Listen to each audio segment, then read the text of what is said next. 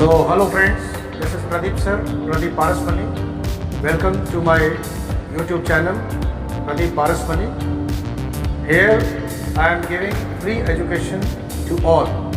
So please pass on this channel to whosoever is interested in free studies, mathematics, physics, chemistry and English. Right? Till now we have completed 48 videos of how English सीखें, how to study English, right?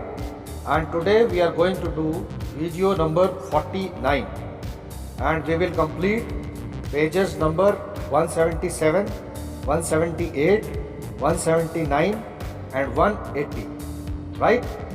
So let us move on to the board and start the class. So we have this page number 177. The first sentence is 2026. उनके घर में धूल का कण भी नहीं है. There is not a speck of dust in their house. Right? इसको बोलते हैं there is not a speck of dirt या dust in their house. Right? तो SPECK है ये वर्ड जो है, स्पीक नहीं है, ये स्पेक है, स्पेक. क्या यहां कोई ऐसा है जिसे अंग्रेजी आती हो? Is there anybody here who knows English? कक्षा में थोड़ा अनुशासन होना चाहिए. कक्षा में थोड़ा अनुशासन होना चाहिए. There should be some discipline in the class. इस बारे में संदेह नहीं हो सकता. There can be no doubt about it.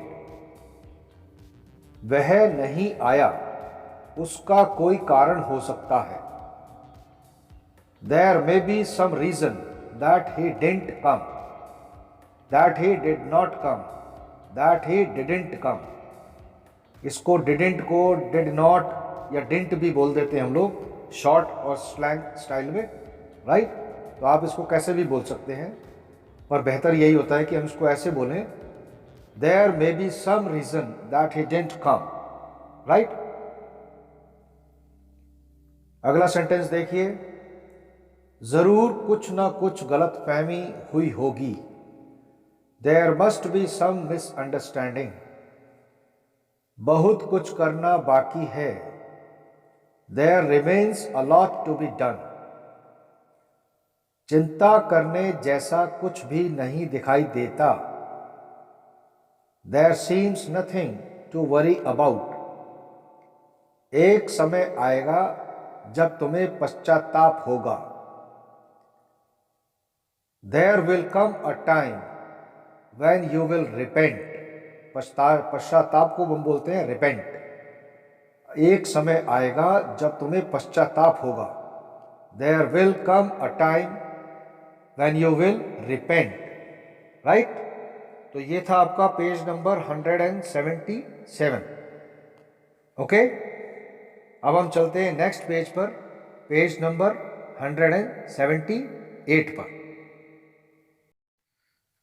तो ये पहला सेंटेंस है, सेंटेंस नंबर 2036. हालत में कुछ सुधार नहीं दिखा. There seemed no improvement in the situation. चिंता करने की कोई जरूरत नहीं है. There is no need to worry. वहां जाने की जरूरत नहीं है. वहां जाने की जरूरत नहीं है. There is no need to go there. Car में और जगह नहीं है. There is no more space in the car. इस किताब में कई कहानियां हैं.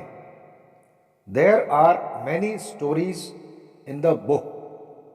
या फिर There are many stories in this book. इस गांव में किताबों की दुकानें नहीं हैं. There are no bookshops in this village. Right? दुकानें हैं तो आर बोल दो, और दुकान है तो इस बोल दो। जैसे कि इस गांव में किताब की दुकान नहीं है, there is no book shop in this village. या फिर इस गांव में किताबों की दुकानें नहीं हैं, there are no book shops in this village. इस किताब में कितनी कहानियां हैं, how many stories are there in this book. तुम्हारे कमरे में कितने पंखे हैं, how many fans are there in your room. तुम्हारे मकान में कितनी रसोई हैं, how many kitchens are there in your house. Kitchen मतलब रसोई, KITCHEN, किचन मतलब रसोई। तो ये था आपका पेज नंबर 178। अब हम चलते हैं नेक्स्ट पेज, पेज नंबर 179 पर। ये पहला सेंटेंस देखिए 2043 नंबर पर। इस चिड़ियाघर में कितने प्राणी हैं, how many animals are there in this जू।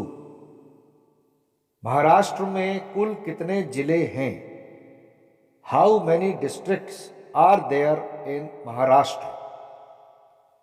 भारत में कुल कितने प्रदेश हैं, how many states are there in India.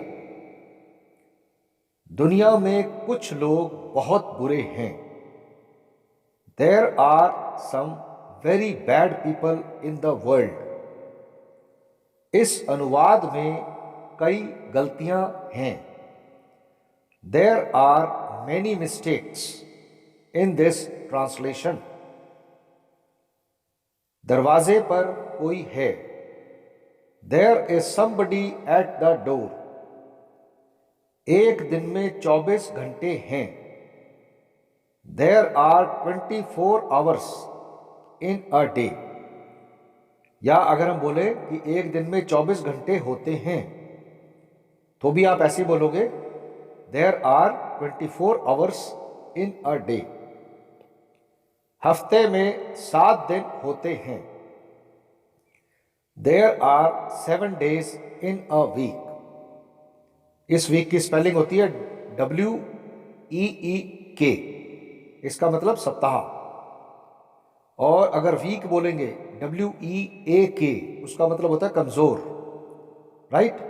तो यहां इसलिए WEEK बोल रहे हैं हम लोग।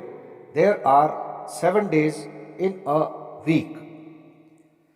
एक मिनट में कितने सेकंड होते हैं, how many seconds are there in a minute, right. तो ये था आपका पेज नंबर 179, सेंटेंस नंबर 2051। आइए अब चलते हैं हम नेक्स्ट पेज पर, पेज नंबर 180 पर।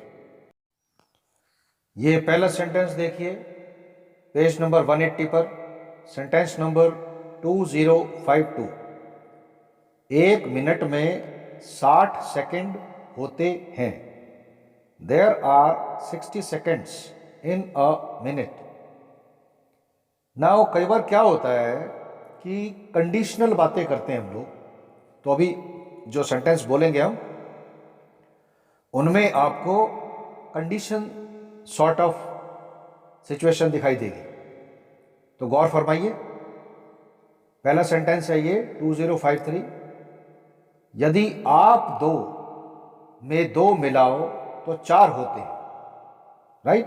यदि आप 2 में 2 मिलाओ तो 4 होते हैं। If you add 2 and 2 you get 4। तो एक कंडीशन आ गई ना, इफ। तो जब भी कंडीशनल सेंटेंसेस बोलते हैं हम लोग, तो उसमें इफ वर्ड का यूज काफी ज्यादा होता है। और देखिए नेक्स्ट सेंटेंस, पानी पर तेल उड़ेले तो वह तैरता है।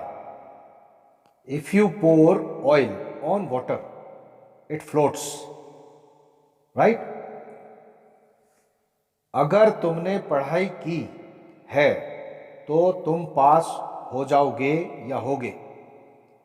If you study you will pass. तुम्हारा काम समाप्त हो गया हो तो तुम जा सकते हो.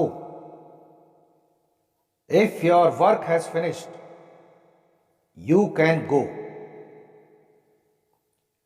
मुझे इसका पता लगा तो मैं तुम्हें बताऊंगा. If I come to know this, I will tell you. मुझे बुलाया गया तो मैं बताऊंगा.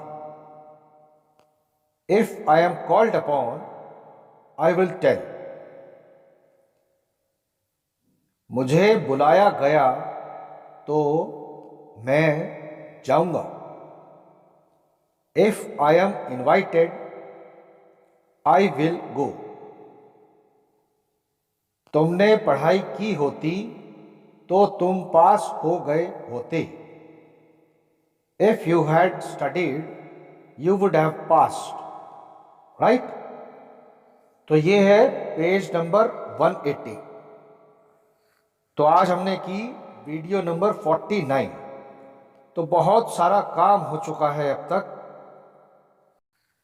और मैं बार बार आपसे एक ही रिक्वेस्ट कर रहा हूँ कि इन सारी वीडियोस को आप रेगुलरली वॉच करो, पढ़ो, देखो, लिखो. राइट?